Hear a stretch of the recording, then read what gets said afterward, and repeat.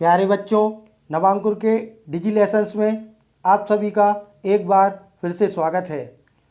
पिछले वीडियो में हमने कक्षा 5 गणित में पहले पार्ट मछली उछली से संबंधित कुछ प्रश्नों को हल किया था। आज हम आगे के कुछ और प्रश्नों को हल करेंगे। तो आइए शुरू करते हैं। लकड़ी के फट्टों से बनी नाव बहुत दूर तक नहीं जा पाती। यदि हवा साथ दे तो ऐसी नाव लगभग 1 घंटे में 4 किलोमीटर तक चली जाती है। 10 किलोमीटर तक जाने में इन्हें कितना समय लगेगा? तो यहाँ 1 घंटे में 4 किलोमीटर दूरी तय की गई है, जो कि नाव की चाल है, और कुल दूरी 10 किलोमीटर है। समय हमें पता करना है। तो आइए हम इस क्वेश्चन को करते हैं। नाव की चाल जो कि 4 किलोमीटर प्रति घंटा है और तय की गई दूरी 10 किलोमीटर है। समय हमें पता करना है, तो समय बराबर सूत्र होता है दूरी बटे चाल। तो दूरी की जगह हम 10 लिखेंगे और चाल की जगह 4 लिखेंगे। इस तरह 10 बटे 4 का मतलब है 10 में हमें 4 का भाग देना है। 4 का पहाड़ा हम ऐसा पढ़ेंगे कि 10 से ज़्यादा ना हो। तो 4 एकम 4, 4 दूनी 8, 4 तिया 12। 3 बार पढ़ने पर 12 आता है, जो कि 10 से ज़्यादा हो जाएगा। इसलिए हम 4 का पहाड़ा 2 बार पढ़ेंगे और भागफल में हम 2 लिखेंगे और 10 के नीचे 8 को लिख देंगे। अब 10 में से 8 को घटाने पर हमें 2 मिलेगा। 4 का भाग अगर हम 2 में देना चाहें तो हमें पता है कि 4 का भाग 2 में नहीं जाएगा और ऊपर कोई अंक भी नहीं है जिसको हम 2 के आगे लिख सकें।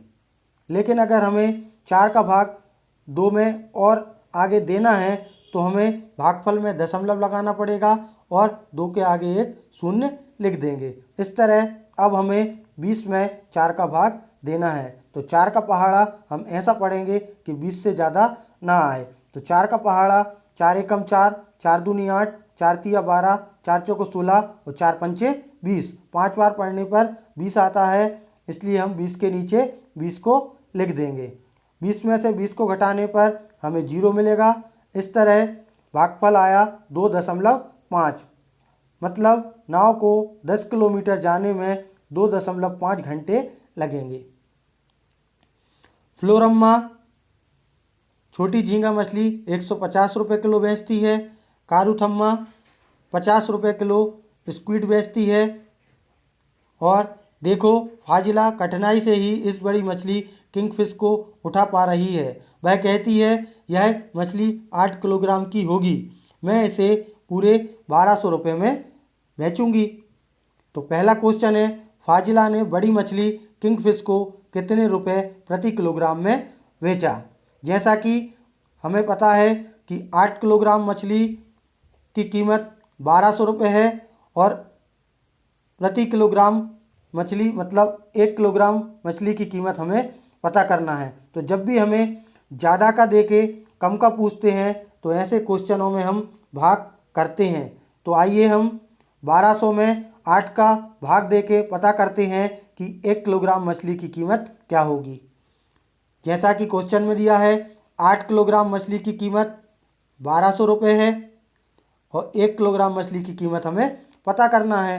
तो 1200 में हम 8 का अगर भाग देते हैं तो हमें पता चल जाएगा कि 1 किलोग्राम मछली की कीमत क्या होगी। तो आइए हम 1200 में 8 का भाग देते हैं।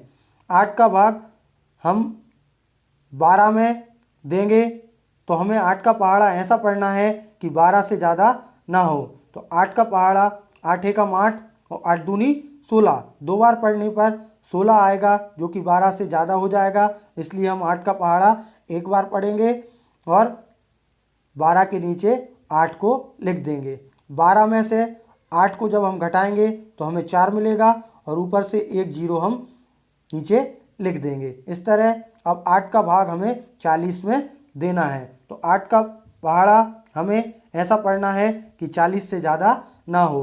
तो 8 का पहाड़ा पढ़ते हैं 8 एकम 8, 8 दूनी 16, 8 तिया 24, 8 चौको 32 और 8 पंचे 40। 5 बार पढ़ने पर 40 आ गया, इसलिए हम 40 के नीचे 40 को लिखेंगे और 40 में से 40 को घटाएंगे तो 0 में से 0 घटाने पर हमें 0 मिलेगा और 4 में से 4 को घटाने पर भी 0 मिलेगा। अब भाजक में एक 0 बचा हुआ है, तो हम 8 का भाग अगर 0 में देंगे तो हमें पता है कि 8 का भाग 0 में नहीं जाएगा, इसलिए हम भागफल में भाग ना जाने की 0 लिख देंगे। इस तरह 1 किलोग्राम मछली की कीमत 150 रुपये होगी। अगला क्वेश्चन है, आज फ्लोरम्मा 10 किलोग्राम झींगा मछली बेच चुकी है, उसे उसके लिए कितने पैसे मिले होंगे। तो जैसा कि क्वेश्चन में पहले दिया है कि 1 किलोग्राम झींगा मछली 150 रुपये किलो बेचती है, तो 10 किलोग्राम झींगा मछली कितने रुपए में बेचेगी। यहाँ हमें 1 किलोग्राम का दिया हुआ है और 10 किलोग्राम का पूछा है। जब भी हमें एक का देके ज़्यादा का पूछते हैं तो ऐसे क्वेश्चनों में हम गुणा करते हैं। तो आइए 1 किलोग्राम मछली की कीमत में 10 का गुणा करके हम पता करते हैं कि 10 किलोग्राम झींगा मछली की कीमत क्या होगी और उसे कितने पैसे मिले होंगे। 1 किलोग्राम झींगा मछली की कीमत 150 रुपये है और 10 किलोग्राम झींगा मछली की कीमत हमें पता करना है, तो 150 में हम 10 का गुणा करेंगे। 10 का गुणा जब हम 0 में करेंगे तो हमें 0 मिलेगा, तो हमने 0 लिख दिया। और 10 का गुणा जब हम 5 में करेंगे तो 10 का पहाड़ा 5 बार पढ़ने पर 10 पंचे 50 आएगा, तो 50 का हमने 0 लिख दिया और 5 हासिल में चला जाएगा। अब 10 का पहाड़ा जब हम 1 में पढ़ेंगे तो 10 एकम 10 आएगा और 5 हासिल का जोड़ने पर 15 हो जाएगा। इस तरह फ्लोरम्मा को 1500 रुपये मिले होंगे।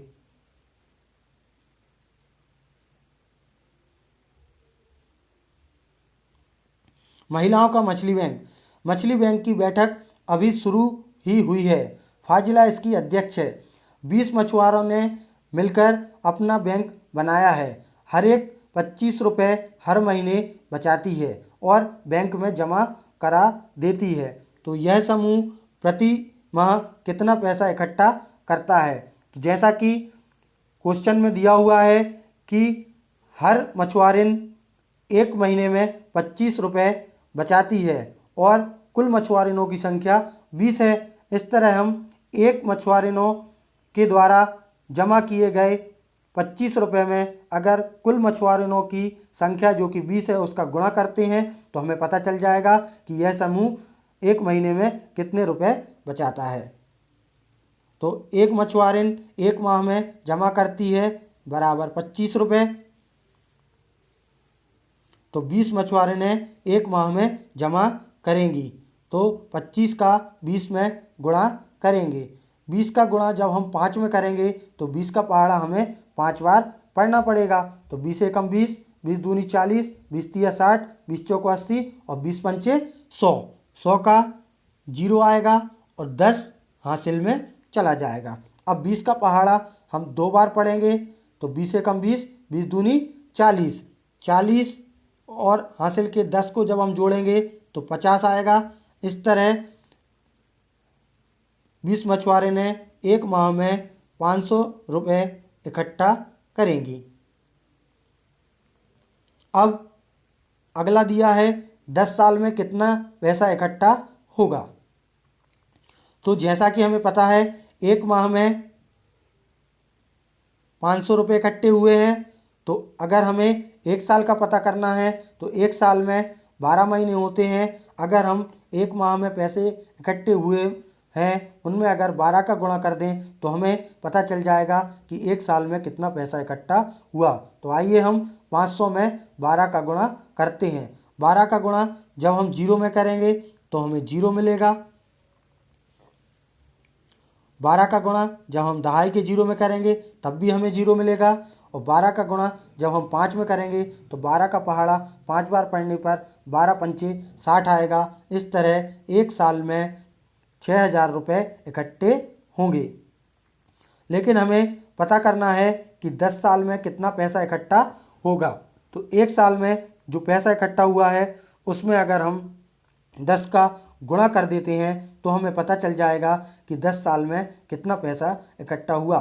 तो 6000 में हम 10 का गुणा करते हैं। 10 का गुणा जब हम जीरो में करेंगे तो हमें जीरो मिलेगा। 10 का गुणा जब हम दहाई के जीरो में करेंगे तब भी हमें जीरो मिलेगा। 10 का गुणा जब हम सैकड़े के जीरो में करेंगे तब भी हमें जीरो मिलेगा। और 10 का गुणा जब हम 6 में करेंगे तो 10 छिंग 60 आएगा। इस तरह 10 साल में 60,000 रुपये इकट्ठे होंगे।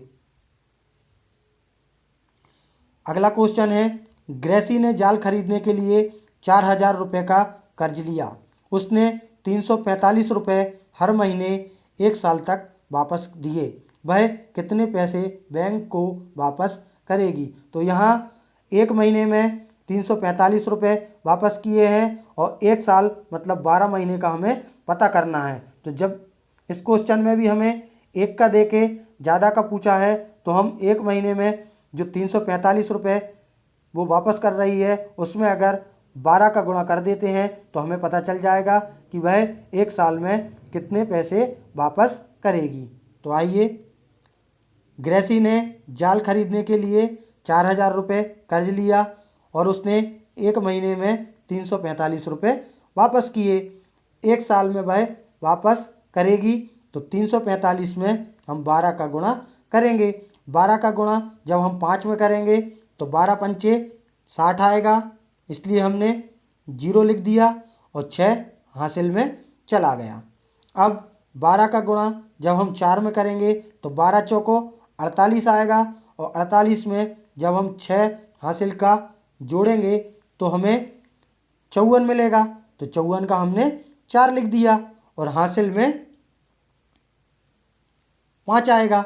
अब 12 का गुणा हमें 3 में करना है तो 12 का पहाड़ा हम 3 बार पढ़ेंगे। 12 तिया 36 और 5 हासिल का जोड़ेंगे तो 36 में 5 जोड़ने पर 41 आएगा। इस तरह ग्रेसी ने बैंक को 4,140 रुपये वापस किए। अगला क्वेश्चन है, झांसी और उसकी बहन ने 21,000 रुपये का कर्ज लट्ठे की नाव को खरीदने के लिए लिया। उन्होंने 1 साल में कुल मिलाकर 23,520 रुपये वापस किए। उन्होंने हर महीने कितने पैसे वापस किए? और यहाँ हमें 1 साल मतलब 12 महीने में 23,520 रुपये वापस किए हैं और 1 महीने का पता करना है। तो यहाँ ज़्यादा का दे के कम का पूछा गया है, इसलिए हम इस सवाल में भाग करेंगे। 23,520 में अगर हम 12 का भाग करते हैं तो हमें पता चल जाएगा कि झांसी और उसकी बहन ने 1 महीने में कितने पैसे वापस किए। तो झांसी और उसकी बहन ने 21,000 रुपये कर्ज लिया। 1 साल मतलब 12 महीने में 23,520 रुपये वापस किए तो वह 1 महीने मतलब हर महीने में वापस करेगी। तो 23,520 में 12 का भाग देंगे। तो आइए हम 23,520 में 12 का भाग देते हैं। अब हमें यहाँ 12 का भाग 23,520 में देना है। क्योंकि 12 में 2 अंक हैं इसलिए हम 2 अंक से शुरुआत करेंगे। तो 12 का भाग हम 23 में देते हैं। तो 12 का पहाड़ा 12 एकम 12 और 12 दूनी 24। 2 बार पढ़ने पर 24 आता है जो कि 23 से ज़्यादा है, इसलिए हम 12 का पहाड़ा 1 बार पढ़ेंगे और 23 के नीचे 12 को लिख देंगे। 23 में से अब हम 12 को घटाते हैं तो 3 में से 2 को घटाने पर हमें 1 मिलेगा और 2 में से 1 को घटाने पर भी हमें 1 मिलेगा। इस तरह 11 बच गया और ऊपर से 1 अंक 5 को हमने उतार दिया। इस तरह अब हमें 12 का भाग 115 में देना है। तो 12 का पहाड़ा हम ऐसा पढ़ें कि 115 से ज़्यादा ना हो। तो 12 का पहाड़ा पढ़ते हैं 12 एकम 12, 12 दूनी 24, 12 तिया 36, 12 चौको 48, 12 पंचे 60, 12 छिंग 72, 12 सत्ते 84, 12 अट्ठे 96, 12 नम्मा 108 और 12 धाम के 120। 10 बार पढ़ने पर 120 आता है जो कि 115 से ज़्यादा है, इसलिए हम 12 का पहाड़ा 9 बार पढ़ेंगे और 108 को 115 के नीचे लिख देंगे। अब 115 में से हम 108 को घटाएंगे। 5 में से 8 को अगर हम घटाएं तो हमें पता है कि 5 में से 8 नहीं घटेगा। इसके लिए हमें बगल वाले अंक से एक उधार लेना पड़ेगा, तो 15 हो जाएगा।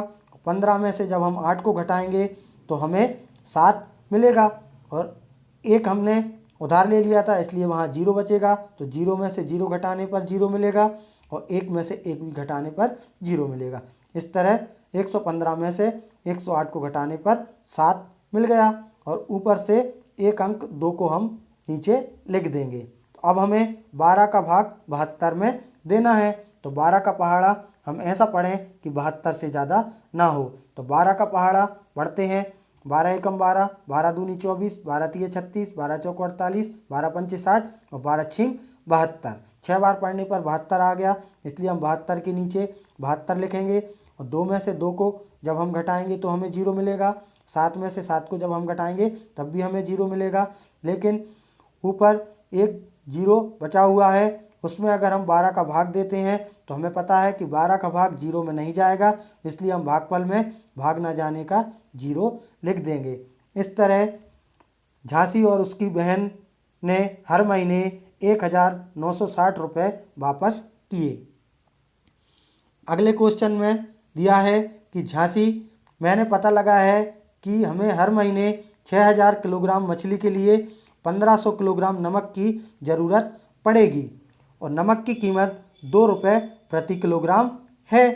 तो हर महीने मतलब एक महीने में कितना नमक लगेगा यह हमें पता करना है। तो जैसा कि 1 किलोग्राम नमक की कीमत 2 रुपये है, अगर हमें 1500 किलोग्राम नमक की कीमत पता करना है तो 1 किलोग्राम नमक की कीमत में अगर हम 1500 का गुणा कर देते हैं तो हमें पता चल जाएगा कि 1500 किलोग्राम नमक की कीमत क्या होगी। तो आइए हम 1500 में 2 का गुणा करते हैं। 2 का गुणा जब हम 0 में करेंगे तो हमें 0 मिलेगा। 2 का गुणा जब हम दहाई के 0 में करेंगे तब भी हमें 0 मिलेगा। 2 का गुणा जब हम सैकड़े के अंक 5 में करेंगे तो 2 पंचे 10 का 0 आएगा और 1 हासिल में चला जाएगा। 2 का गुणा जब हम 1 में करेंगे तो 2 एकम 2 आएगा और हासिल का 1 जोड़ने पर 3 आएगा। इस तरह 1500 किलोग्राम नमक की कीमत 3000 रुपये होगी। अब हमें पैकिंग और बस का किराया भी 3000 रुपये दिया है, तो नमक की कीमत 3000 रुपये और पैकिंग और बस का किराया 3000 रुपये को अगर हम जोड़ देते हैं तो हमें कुल खर्च पता चल जाएगा। तो 3000 में जब हम 3000 को जोड़ेंगे तो 0 में जब हम 0 को जोड़ेंगे तो हमें 0 मिलेगा। दहाई के 0 में जब हम दहाई का 0 जोड़ेंगे तब भी हमें 0 मिलेगा। सैकड़े के 0 में सैकड़े के 0 को जोड़ेंगे तब भी हमें 0 मिलेगा, और हज़ार के स्थान के 3 को 3 में जोड़ेंगे तो 3 और 3 6 आएगा। इस तरह कुल खर्च 6000 रुपये होगा।